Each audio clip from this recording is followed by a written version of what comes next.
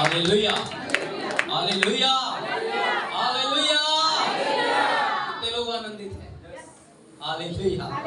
आज यहोवा का वचन आपके जीवन में एक बड़ा काम करेगा। आमीन, हालेलुया। तो मैं चाहता हूं वचन से पढ़ेंगे। आज हम यहोवा के सामर्थी हाथ के बारे में सीखेंगे। यहोवा का, यहोवा का, यहोवा का, यहोवा का सामर्थी हाथ। आमीन, आमीन। वो हाथ छोटा नहीं है, वो हाथ बढ़ जाता है। हालेलुया। मैं चाहता हूं वचन को पढ़ेंगे। यशाया 59 उसके पहले वचन से। यशाया 59 उसका फर्स्ट वचन, पहला वचन।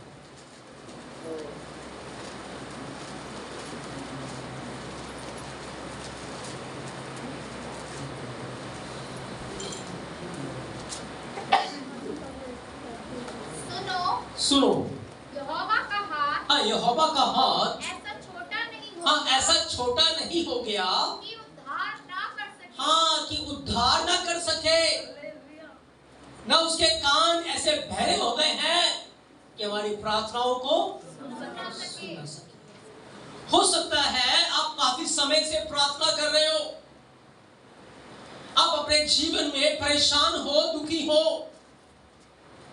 कर्ज में, बंधनों में, कर्ज के अंदर, बेरोजगारी के अंदर, या ऐसी बहुत सारी समस्याएं, बहुत सारी प्रॉब्लम्स, या बहुत सारे सवाल आपके जहन में हो कि अगर यहोवा सामर्थी है, अगर यीशु मसीह इतना सामर्थी है, तो फिर हम क्यों परेशानी में हैं? फिर ये पाप जो है, ये गुनाह जो है, या ये समस्या जो है, ये प्रॉब्लम्स है, ये खत्म क्यों नहीं हो जाती? हालेलुया। ये खत्म क्यों नहीं हो जाती? मैं इतने समय से प्रार्थना कर रहा हूं, मैं इतने समय से दुआ कर रहा हूं, कुछ क्यों नहीं हो रहा? हालेलुया। बदलाव क्यों नहीं हो रहा? उत्तर क्यों नहीं आ रहा? हमारे जहन में ये सवाल हो सकता है, ये क्वेश्चन हो सकता है। क्या है किसी के जहन में क्वेश्चन है? जानना चाहते हैं क्यों उसका सामर्थी हाथ बढ़ क्यों नहीं रहा? क्योंकि यहोवा ने कहा मेरा हाथ छोटा नहीं है, मेरा हाथ छोटा, हाँ, मेरा हाथ छोटा नहीं है। आपको पता है जब यीशु मसीह नाव के अंदर थे, यीशु मसीह नाव में एक बड़ा तूफान आ गया, झील के अंदर एक बड़ा तूफान आ गया, चेले उस नाव में हैं, यीशु मसीह नाव में नहीं है। अब चेलों के मन घबराने लगे, डरने लगे, परेशान हो गए, और झील के चौथे पैर लिखा है उन्होंने किसी को झील के ऊपर चलते हुए देखा, और जब देखा डर गए, घबरा गए, ये कौन है? और कहने लगे ये तो भूत है। और इतने डरे हुए, इतने घबराए हुए, वो तो नाव से कूदने ही वाले थे। हालेलुया। नाव से कूदने वाले थे, इतने डरे हुए। और पानी के ऊपर कौन था? कौन था? कौन था? यीशु मसीह था। पर चेले क्या है? घबराए हुए हैं, डरे हुए हैं। यीशु मसीह ने उनसे बात की, डरो मत। कौन है? मैं। डरो मत, डरो मत। ये बात किसी ने कही थी? किसने कही थी? यहोवा ने कही थी। किसने कही थी? किसने कही थी? किसने कही थी? यहोवा ने मूसा को जब झाड़ी में दर्शन दिया तो क्या कहा? मैं हूँ, मैं हूँ जो हूँ, मैं हूँ जो हूँ सो हूँ। हालेलुया। उसने कहा मैं हूँ। तो झील के ऊपर चलने वाला कौन है? यहोवा है। यीशु में यहोवा है, यहोवा में यीशु मसीह। उसने कहा बाप मुझ में है और मैं बाप में हूँ, मैं और मेरा पिता एक ही है। हम यहोवा में यीशु देख सकते हैं, यीशु मसीह में यहोवा को देख सकते हैं। हालेलुया। क्योंकि यीशु मसीह और यहोवा एक ही है। यहोवा को किसी ने नहीं देखा। यहां तक कि स्वर्ग के अंदर स्वर्गदूतों ने भी उसके फेस को, उसके चेहरे को नहीं देखा। स्वर्गदूतों ने भी उसके चेहरे को नहीं देखा, उसके जलाल को नहीं देखा, क्योंकि स्वर्गदूत भी जब उसके चेहरे की ओर देखते हैं देख नहीं पाते, क्योंकि किरणें इतनी निकलती है, रोशनी इतनी निकलती है, किरणें इतनी निकलती है कि वो देख ही नहीं पाते, पर नजरें झुका लेते हैं। क्या बाहर खड़े होकर सूरज को देख सकते हैं? देख सकते हैं? बहुत सारे लोगों का सवाल है। एक बार एक व्यक्ति ने पूछा, क्या तू परमेश्वर परमेश्वर कहता रहता, क्या तूने देखा उसको? कहता हाँ, परमेश्वर है, सब कुछ तुझे बनाया है, तो है तो नजर क्यों नहीं आता? मुझे तो देखना है, तभी मैं विश्वास करूंगा। उसने कहा अच्छा। वो उसको बाहर लेके गया और उसको सूरज दिखाया। या उसने सूरज को देखा, वो देख पाया? नहीं देख पाया। उसने आंखें नीचे कर दी। उस व्यक्ति ने कहा, जब तू जिसने सूरज बनाया उसकी बनाई हुई चीज को नहीं देख पा रहा, तो जिसने बनाया उसको कैसे देख पाएगा?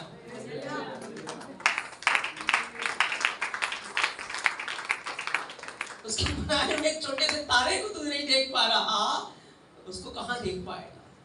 तो स्वर्गदूत भी उसके चेहरे को देख नहीं पाते, क्योंकि उसका चेहरा ज्योतिमय है, किरणें निकलती है उसमें से, कोई उसे देख नहीं सकता। सिर्फ इकलौता पुत्र जो उसकी गोद में था, यीशु मसीह, उसी ने उसे देखा है, उसी ने उसको प्रकट किया है, उसी ने उसको जाना है मेरे प्रियो। तभी उसने कहा पिता मुझ में है, मैं पिता में हूं। जिसने मुझे देखा उसने मेरे पिता को देखा है।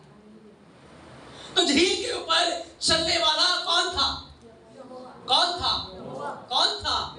यहोवा था। क्योंकि यीशु मसीह जब मनुष्य रूप में है, क्या वो चल सकते हैं? क्या मनुष्य झील पे चल सकता है? नहीं चल सकता। यहोवा चल रहा है। Hallelujah, hallelujah. तो जब यीशु मसीह ने उनसे बात की और पतरस ने कहा कि यदि प्रभु तू ही है तो मुझे भी अपने पास चल के आने की आज्ञा दे। हालेलुया। यीशु मसीह ने कहा ठीक है, आजा। पतरस पानी के ऊपर चलने लगा। पतरस पानी के ऊपर चलने लगा। चल रहा है, बड़ा खुश है। चेले देख रहे हैं, वाह पतरस कहां चल रहा है? पानी के ऊपर। लेकिन बाइबल बयान करती है, जब उसने लहरों को देखा, जब उसने लहरों को देखा, डूबने लगा। क्या हुआ? क्या हुआ? क्या हुआ? अब यीशु मसीह तो दूर खड़े हैं, पतरस तो नाव के पास है। यीशु मसीह दूर खड़े हैं ना, पतरस अभी तो नाव से निकल के चलना शुरू किया उसने। तो लिखा है जब डूबने लगा उसने कहा है प्रभु, हे अदोनाई मुझे बचा, हे प्रभु मुझे। यीशु मसीह दूर थे, तो यीशु मसीह ने कैसे बचाया होगा? लिखा है तुरंत उसने अपना हाथ बढ़ाया। अब यीशु मसीह तो मान लो वहां दूर खड़े हैं, पतरस यहां खड़ा है, वहां से हाथ कैसे बढ़ जाएगा? इंसान का हाथ बढ़ सकता है? बढ़ सकता है, लेकिन वो यहोवा है। उसने कहा मेरा हाथ छोटा नहीं है, वो दूर से ही हाथ बढ़ गया उसके लिए और उसको डूबने से बचा लिया। कहीं से हाथ बढ़ गया, छोटा हाथ नहीं है, वो बढ़ जाता है। जब हम उसके हाथ के लिए पुकारते हैं, वो स्वर्ग से बढ़ता है, वो छोटा नहीं, वो सामर्थी है। Hallelujah, hallelujah. हमें पुकारने की जरूरत, बस उसका हाथ आपकी सहायता के लिए बढ़ जाएगा प्रिय चीज। Hallelujah, hallelujah. तभी उसने यशायाह को कहा, यशायाह बोल मेरे लोगों को, मेरा हाथ छोटा, मेरा हाथ छोटा, हालेलुया, कि तुम्हें बचा ना सके, तुम्हारा उद्धार ना कर सके, तुम्हारे आंसू ना पोंछ सके, तुम्हें सहारा ना दे सके, तुम्हें तसल्ली ना दे सके। मेरा हाथ छोटा, मेरा हाथ छोटा। और इस कलीसिया में बहुत सारे ऐसे लोग हैं जिनके लिए वो हाथ बढ़ जाता है, लेकिन कुछ ऐसे लोग भी हैं जो पता नहीं कितने सालों से प्रार्थना कर रहे हैं, लेकिन आज भी वही के वही हैं, उनके लिए वो हाथ बढ़ता ही नहीं। ऐसे प्रार्थना के विषय हैं, हम प्रार्थना करते जा रहे हैं, लेकिन आज भी कोई सुनवाई नहीं है, आज भी कोई उत्तर नहीं आया। क्यों? उत्तर क्यों नहीं आया? प्रार्थना क्यों नहीं सुनी गई? चंगाई क्यों नहीं हुई? बंधन क्यों नहीं टूटे? श्राप क्यों नहीं टूटे? कारण है, हालेलुया, उसका कारण है। क्या जानना चाहते हैं? जानना चाहते हैं? हाँ, पढ़ेंगे अगला वचन। परंतु तुम्हारे अधर्म के कामों ने, हाँ, तुम्हारे अधर्म के कामों ने तुमको तुम्हारे परमेश्वर से, हाँ, तुमको तुम्हारे एलोहिम यहोवा से अलग कर दिया है, अलग कर दिया है, और तुम्हारे पापों के कारण, तुम्हारे पापों के कारण उसका मुंह तुमसे ऐसा छिपा है, हाँ, तुमसे ऐसा छुप गया है कि वह नहीं सुनता। हाँ, वो नहीं सुनता। मेरे प्रियो, अगर उसका हाथ हमारे लिए नहीं बढ़ रहा, अगर वो हमारी प्रार्थना को नहीं सुन रहा, तो कहीं ना कहीं हमने अपने और यहोवा के बीच में एक पाप की दीवार को खड़ा कर दिया है। जब तक वो पाप की दीवार खड़ी है, उसका हाथ हमारे लिए बढ़ नहीं सकता। जब तक हमारे हाथ अधर्म से सने हुए हैं, जब तक हमने अपने अंदर पाप को रखा हुआ है, अपने अंदर बदकारी को रखा है, अपने अंदर बुराई को रखा है, तब तक उसका सामर्थी हाथ हमारी सहायता नहीं कर सकता। अगर आप चाहते हैं कि वो आपकी सहायता करे, यदि आप चाहते हैं कि वो आपके लिए खड़ा हो, आपकी प्रार्थना को सुने, आपके आंसू को पोंछे, आपके लिए अद्भुत काम करे, तो पाप की दीवार को आपको ढाना पड़ेगा मेरे प्रियो, अधर्म को ढा देना पड़ेगा, तब वो आपकी प्रार्थना को सुनेगा, तब आप पुकारेंगे, वो उत्तर देगा। वो सारे लोग कहते हैं ज्योति परमेश्वर है। क्या ज्योति परमेश्वर है? परमेश्वर ज्योति है? क्या ज्योति परमेश्वर है? क्या ज्योति परमेश्वर है? पर संसार क्या कहता है? लाइट परमेश्वर है, ज्योति परमेश्वर है। अगर ज्योति परमेश्वर होता तो आप ट्यूबलाइट से कह सकते थे ट्यूबलाइट मुझे चमका कर। आप मोमबत्ती से कह सकते थे मोमबत्ती मुझे चंगा कर दे। पर वो परमेश्वर, हालेलुया, गॉड इज लाइट। परमेश्वर ज्योति है, वो अंधकार को दूर करता है। वो सारे लोग कहते हैं प्रेम परमेश्वर है। क्या प्रेम परमेश्वर है? क्या है? हाँ, परमेश्वर प्रेम है। प्रेम परमेश्वर, प्रेम परमेश्वर, परमेश्वर प्रेम है। एलोहिम यहोवा प्रेम है। आज लोग गलत प्रेम में फंसे हुए हैं, आज लोग गलत चीजों में फंसे हैं, अंधकार को अपने जीवन में जगह दे रखा है, पाप को अपने जीवन में जगह रखा है। पाप को रखकर हम प्रार्थना करेंगे, मदद के लिए पुकारेंगे, क्या प्रार्थना सुनी जाएगी? नहीं। एक दिन मैं मार्ग से गुजर रहा था, मैंने एक आंटी को देखा। उस आंटी को यीशु मसीह में आए हुए 15-16 साल हो गए थे,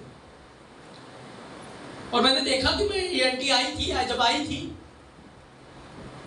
15-16 साल पहले, ये आज भी उसी हालात में है। जैसी वो आई थी आज भी उसी हालात में है। मैं कहा इसके जीवन में कोई काम क्यों नहीं हुआ,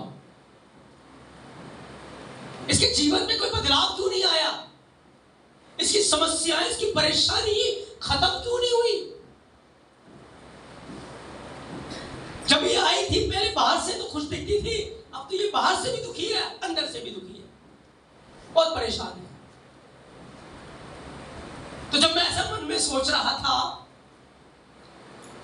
कि आंटी को 15-16 साल हो गए पर आज भी ऐसी की ऐसी है, मैं भी तो आया था परेशानी में, दुखों में, समस्याओं में, इतनी पीड़ा में था मैं, मेरी पीड़ा तो उससे बहुत बढ़कर थी, और मैं तो बदल गया, मेरा जीवन तो बदल गया, मेरा सब कुछ बदल गया, पर ये आंटी को नहीं बदली।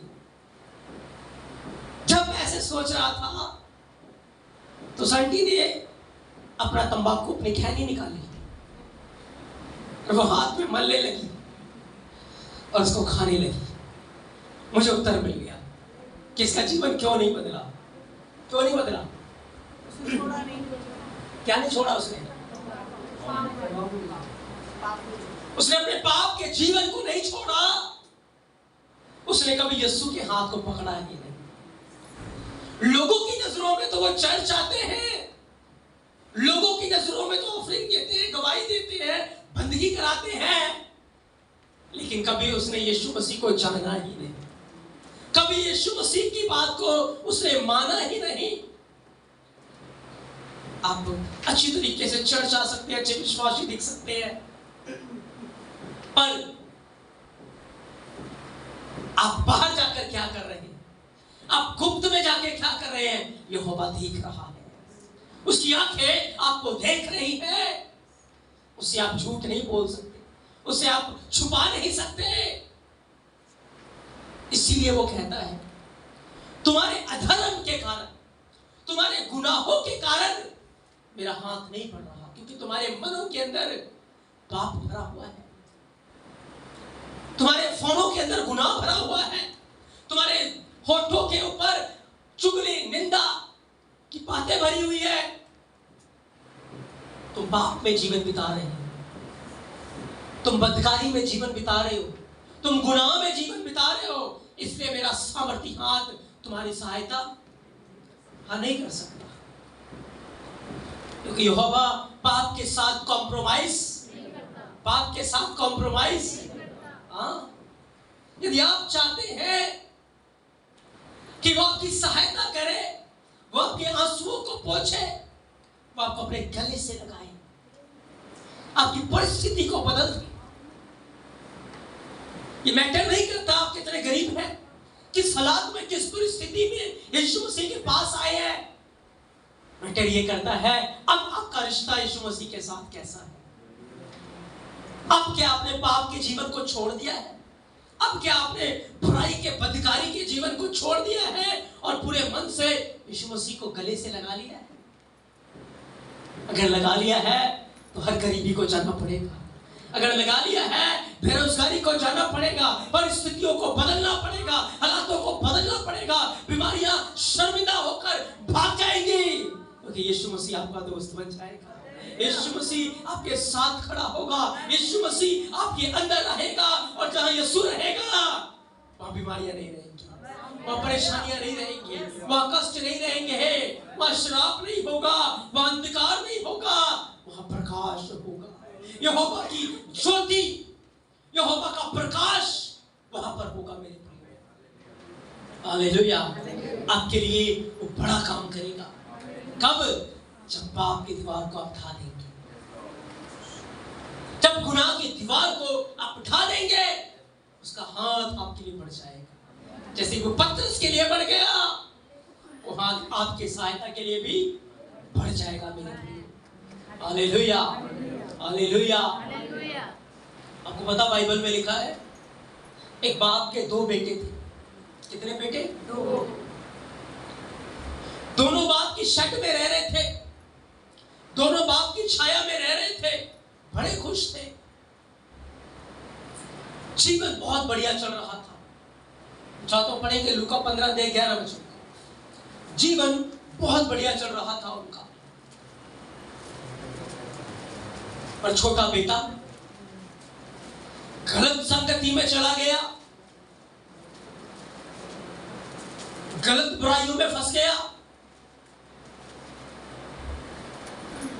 फिर उसने कहा किसी मनुष्य के 2 पुत्र थे। उनमें से छोटे ने पिता से कहा, हे पिता, संपत्ति में से जो भाग मेरा हो वह मुझे दे दीजिए। उसने उनको अपनी संपत्ति बांट दी। बहुत दिन ना बीते थे। छोटा पुत्र सब कुछ इकट्ठा करके सब कुछ इकट्ठा करके देश को चला गया। मेरे प्रियो, एक बाप के 2 बेटे बहुत खुश, आनंदित, क्योंकि बाप की शैडो में, बाप के हाथ के नीचे है, सब बहुत बढ़िया चल रहा है। लेकिन छोटे बेटे ने वो बुरी संगति में चला गया, और जब बुरी संगति में चला गया तो घर के अंदर रोका टोकी होने लगी।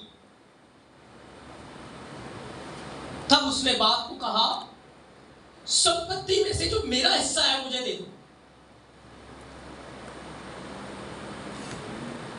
और वो अपना हिस्सा लेकर दूर देश को चला गया। बाप के हाथ के नीचे से चला गया। अपने पड़ोसी को हिलाकर कहो, पिता की हाथ के नीचे पड़े रहो। पिता के हाथ के नीचे, पिता के हाथ के नीचे। आमेन। वो उचित समय पर तुम्हें बढ़ाएगा। हालेलुया। तो छोटा बेटा बाप की शैडो से चला गया, बाप के हाथ के नीचे से चला गया। आपको पता, बाप खुश नहीं है, बेटा चला गया है। बाप डेली बेटे की राह देख रहा है, डेली कहता मेरा बेटा वापस आएगा, मेरा बेटा वापस आएगा, मेरा बेटा वापस आएगा। और बेटा दूर देश चला गया, मस्ती में अपना जीवन गुजार रहा है, व्यभिचार में अपना जीवन गुजार रहा है, जुआ खेलने लग गया है, पाप कर रहा है, बदकारी कर रहा है, बुराई में फंस गया है, मौज की जिंदगी जी रहा है। कौन सी जिंदगी? आज जवान लोग क्या कहते हैं, हमें मौज की जिंदगी जीनी। कोई रोका टोकी करने वाला नहीं है। हाँ, जवानी में मौज की जिंदगी चलती है, और जब पढ़ाई की उम्र खत्म हो जाती है तो नौकरी नहीं मिलती। मिलती है?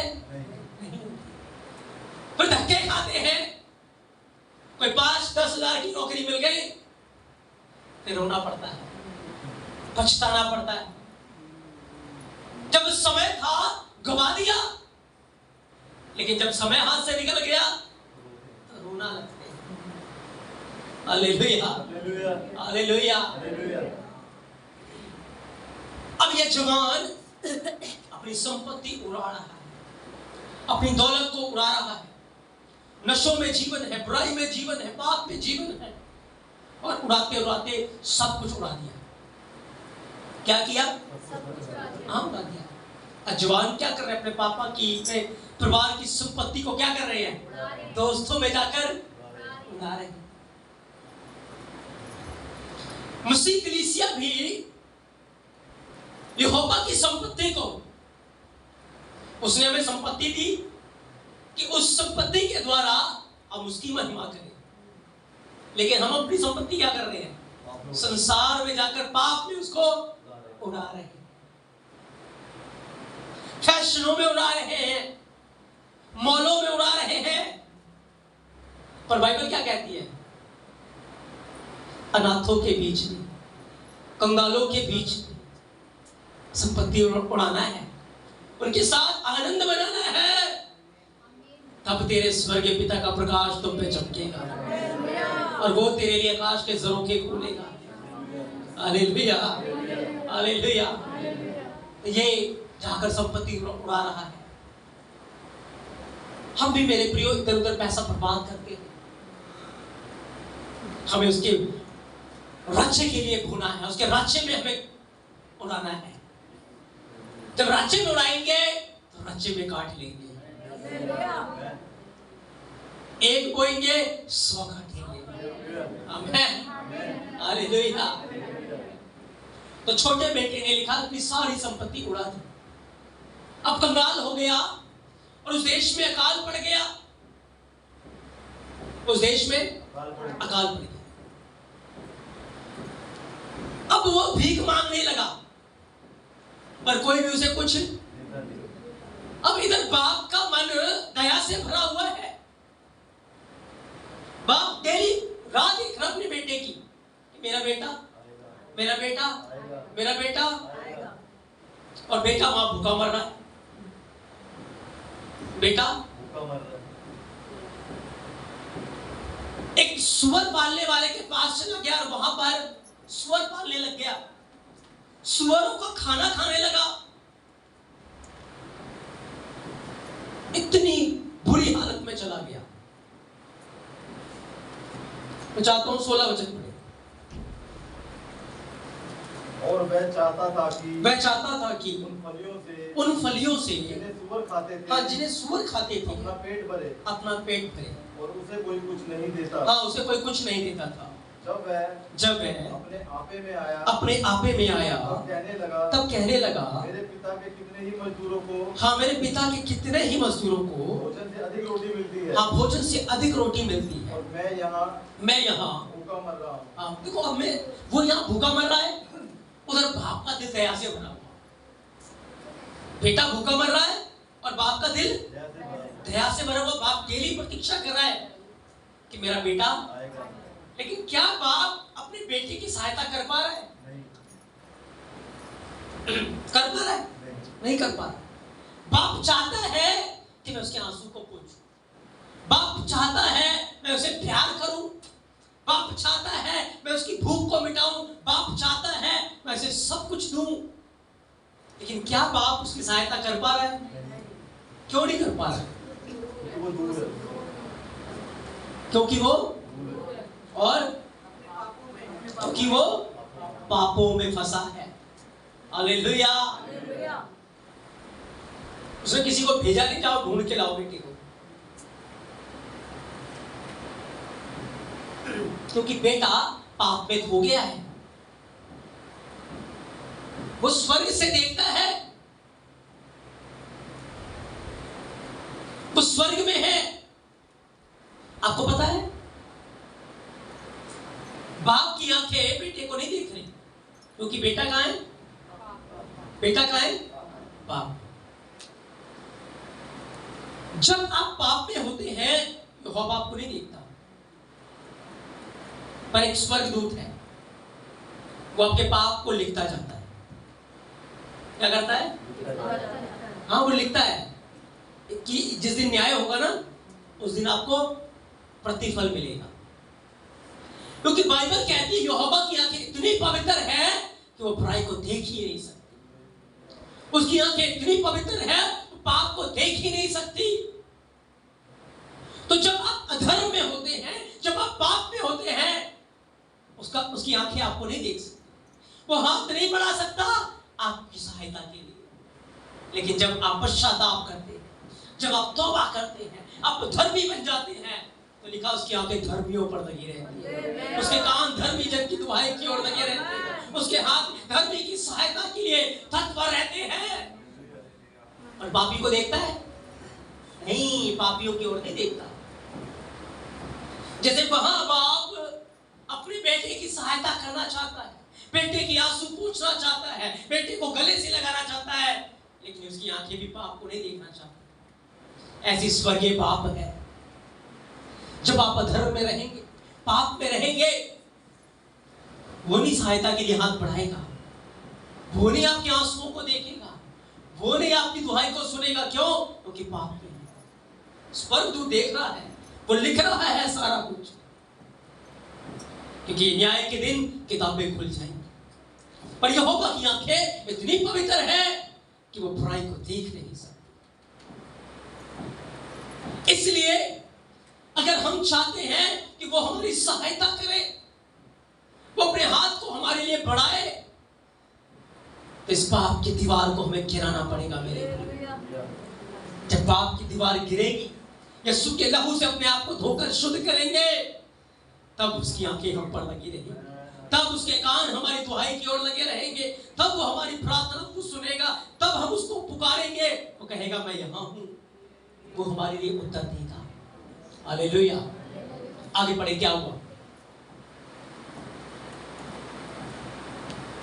अब मैं उठकर अपने पिता के पास जाऊंगा। हाँ, अपने पिता के पास जाऊंगा, उससे कहूंगा पिताजी मैंने स्वर्ग के विरोध में, हाँ मैंने स्वर्ग के विरोध में और तेरी दृष्टि में पाप किया है। अब इस योग्य नहीं रहा, हाँ अब इस योग्य नहीं रहा तेरा पुत्र कहलाऊं, मुझे अपने मजदूर के समान रख ले। हाँ मजदूर के समान रख ले।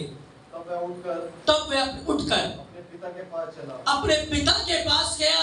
मैं अभी कुछ दूर ही था, हाँ कुछ दूर था कि उसके पिता ने उसे देखकर, उसके पिता ने देखा, तरस खाया, तोड़कर उसे गले लगाया। हाँ गौर के उसे गले लगाया, बहुत चूमा।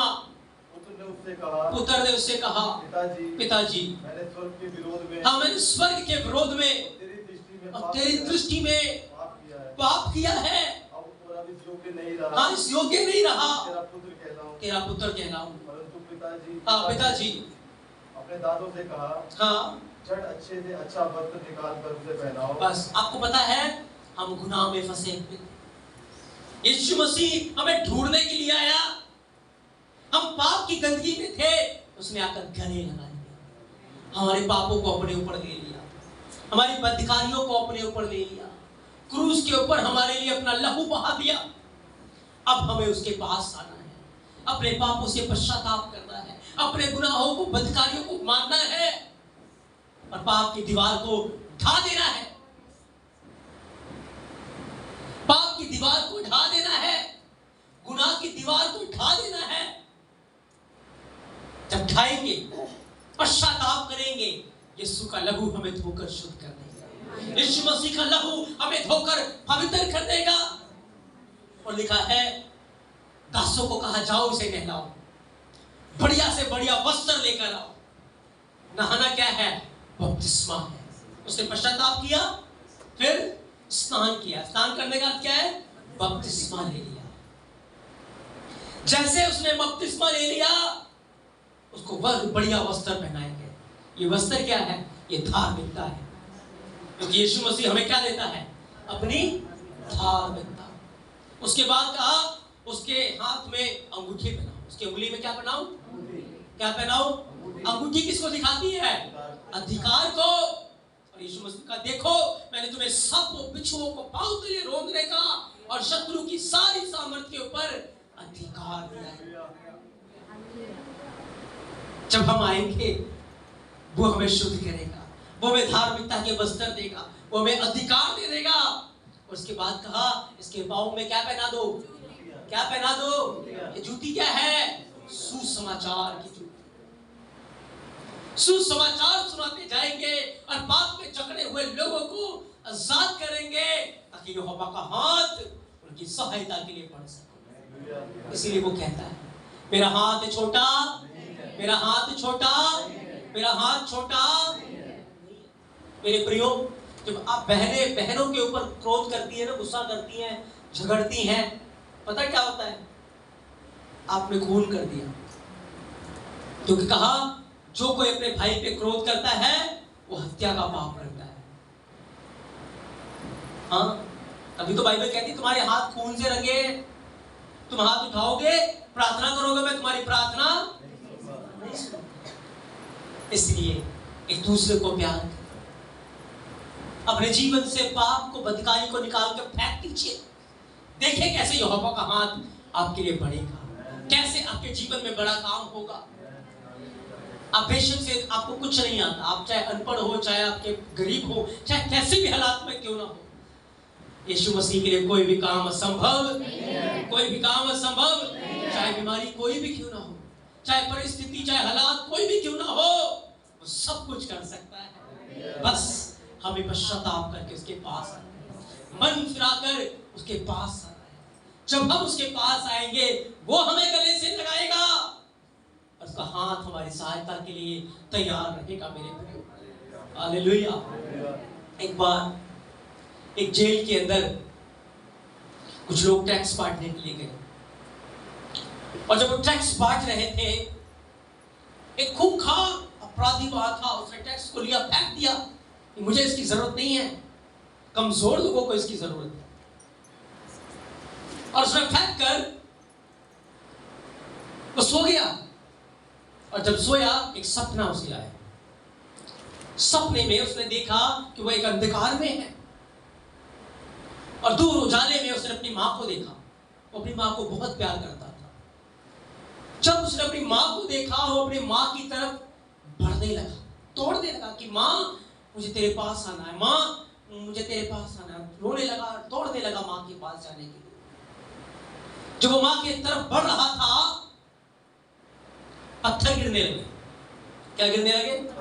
पत्थर गिरने लगे, एक के बाद एक पत्थर, एक के बाद एक पत्थर, बड़े मजबूत, और वो पत्थर बड़े पहाड़ बन गए। और उन पत्थरों को हटाने लगा, पत्थरों से फाइट करने लगा, लेकिन पत्थर इतने मजबूत कि वो हट ही नहीं रहे थे। और रोने लगा, मुझे अपनी मां के पास जाना है। पर बीच में क्या बन गया?